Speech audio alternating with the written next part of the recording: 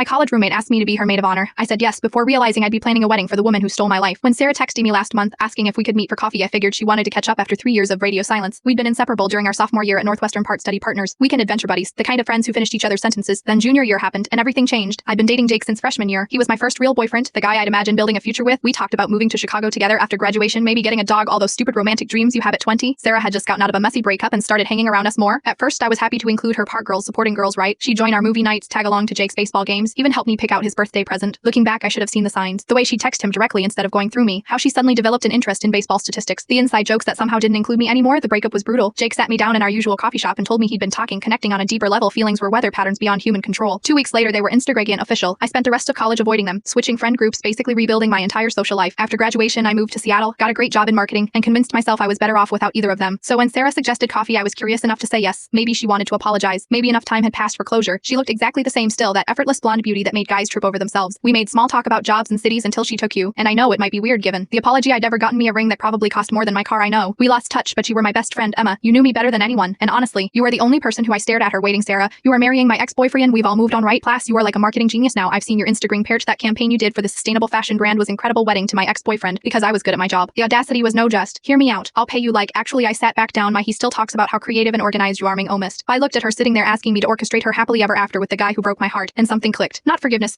something better. I'll be your maid of honor. Oh my god, Emma, this is going to be perfect. Mentally planning the most aggressively beige, divert a basic wedding Seattle had ever seen. Best revenge isn't moving on, it's moving forward with a very detailed plan.